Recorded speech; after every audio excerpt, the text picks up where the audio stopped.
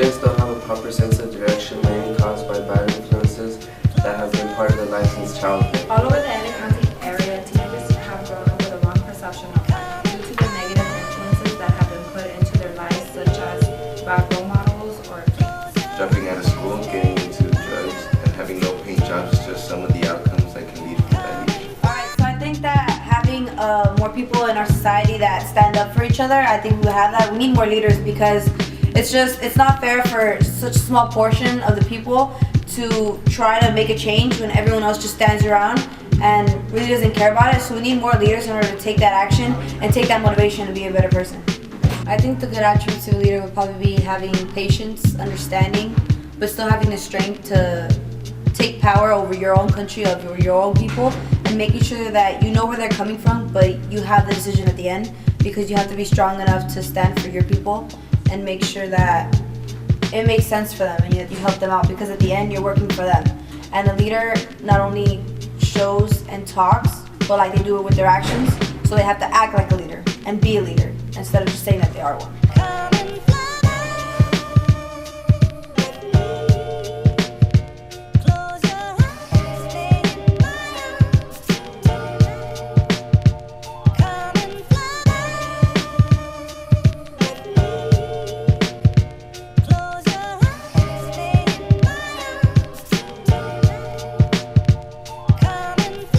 In a sense, there's bountiful leadership. There's leaders all over. There's leaders within families, leaders within community centers, leaders within organizations, leaders at schools, leaders on the streets that lead their gangs into other activities that we don't necessarily consider valuable, but they're nonetheless leaders in different ways. Do I feel there's a lack of cohesive leadership amongst different leaders in different segments of society, even different segments of our own community? Absolutely. There's definitely more leadership needs to rise up above where they're currently doing their leading, because it's not being appreciated in certain ways and it's not as effective as it could be as if they've got with other leaders and help move it forward in a sense. I think there's so many leaders all around stepping up all the time. I see already some coming up in my classroom. In the indigenous tradition, I break it down to two real basic fundamental characteristics that I think all leaders should have. One is what we call that in la quech, which means you are my other me. You are the reflection of myself, the empathy, the compassion. I think any real leader needs to have that within. The other is the panchebe, which means seeking the roots of the truth, that critical thinking, really getting deep into understanding why things are the way they are. Not just accepting the status quo story of why things are the way they are, but really getting deep into understanding. You bring that compassion, that empathy, that love together with that critical thinking, that knowledge. I think that's what makes a real powerful leader, fueled by what? The creativity, the imagination, to imagine, to visualize above and beyond what people have accepted as the norm, to really take it further with the love and with the knowledge. That's what I see as a leader needing to possess.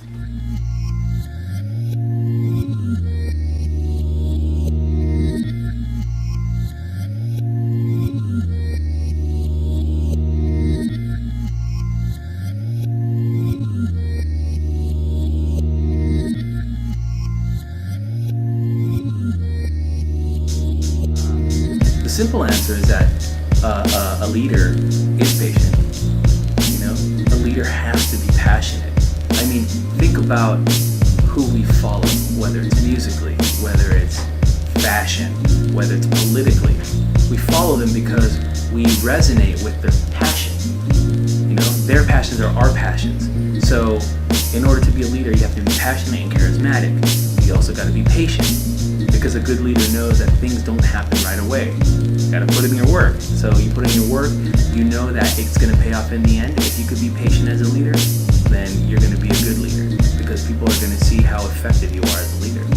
And lastly, practical, to put into practice, to make it real, to make it something tangible that people can experience. That's the ultimate kicker there. That's really what makes people follow a leader. That's the key to leadership right there, is what can you give me that I can use that will change my life, that'll be some kind of a resource that will work to my benefit. Well, that's how to do it. Make it real, you make it practical for them.